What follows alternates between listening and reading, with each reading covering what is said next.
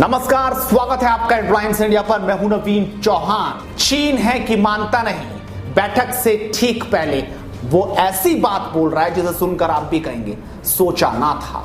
कह रहा है कि आग से खेल रहा है भारत, यानी मोदी के खौफ से अब थर्रा उठा है चीन और इसीलिए ऐसी बातें कर रहा है। क्या कुछ कहा, क्यों कहा, ये आपको बताएंगे। तो चलिए शुरुआत करते हैं। दरअसल अमेरिकी राष्ट्रपति डोनाल्ड ट्रंप ने G7 देशों में रूस और भारत को शामिल किए जाने की कोशिशें शुरू कर दी है। रूस ने भले ही फिलहाल इसमें शामिल होने के लिए रुचि ना दिखाई हो, लेकिन ट्रंप ने खुद भारतीय प्रधानमंत्री नरेंद्र मोदी से इस प्रस्ताव को लेकर फोन पर बातचीत की। हालांकि भारत का अंतर्राष्ट्रीय स्तर पर कद बढ़ता देख चीन को बदहजमी हो रही है।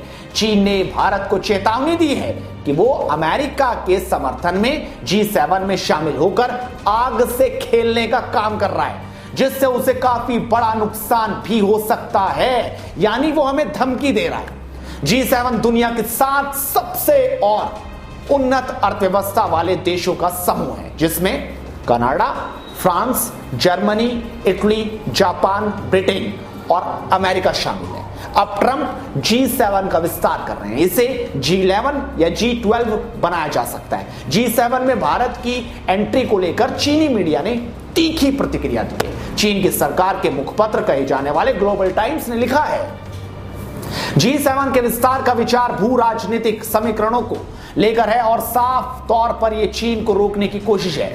अमेरिका सिर्फ इसलिए भारत के साथ नहीं है कि वो दुनिया की 5वीं सबसे बड़ी अर्थव्यवस्था है, बल्कि अमेरिका की हिंद प्रशांत रणनीति का भी अहम हिस्सा है। अमेरिका हिंद प्रशांत में चीन को रोकने के लिए भारत को मजबूत करना चाहता है। वहां का सरकारी मीडिया यही नहीं रुका, वो तो आगे बढ़ा। यानी ग्लोबल टाइम्स ने आगे लिखा, भारत में मौजूद वर्तमान सरकार ताकत की भूखी है और इसीलिए उन्हें ट्रंप की साजिश नजर आ रही है। इसके अलावा भारत चीन सीमा विवाद में खुद को ताकतवर दिखाने के लिए भारत अब G7 और अमेरिका जैसे देशों का सहारा लेने की कोशिश में लगा है। यानी वो हमें कह रहे हैं कि ये सहारा ले रहा है। भारत में कुछ ऐसे संगठन हैं जो चीन को लेकर अफवाह फैला रहे हैं और भारत सरकार भी ऐसे संगठनों पर कार्रवाई करने में नाकाम है।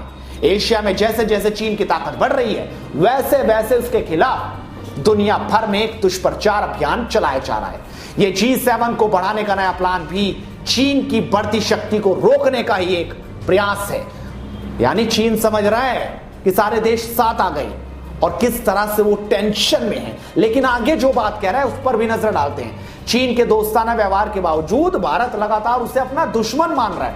मतलब हम उसे अपना दुश्मन मान रहे हैं। टैंक वो खड़े करे, अपने सैनिक वो खड़े करे, लद्दाख की सीमा में वो घुसने की कोशिश करे और दुश्मन हम बना रहे हैं। हम तो वहां पर खड़े हैं डटकर। आगे वो कहता है कि जिसके चलते बार बार दोनों देशों के बीच तनाव पैदा हो जाता है। चीन ने भारत को सलाह दी है कि उसकी भलाई दोस्ती में ही है, क्योंकि चीन से दुश्मनी उसे काफी भारी पड़ सकती है। और भारत और भारतीय ये कहते हैं कि वो दुश्मनी क्या जो भारी ना पड़े।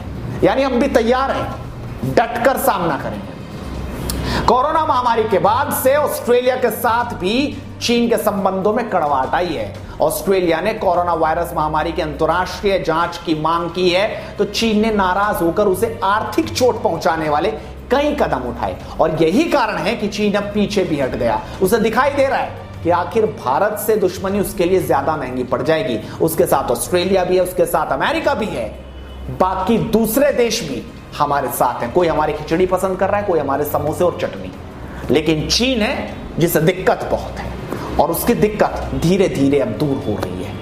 देखना होगा बैठक में क्या फैसला होगा। जो भी होगा आपको जरूर बताएंगे। इस वीडियो को शेयर कीजिए, क्योंकि हम सबसे पहले सबसे सटीक बात करते हैं। साथ ही हेडलाइंस इंडिया को सब्सक्राइब कीजिए, मुद्दे की बात करते रहेंगे। नमस्कार।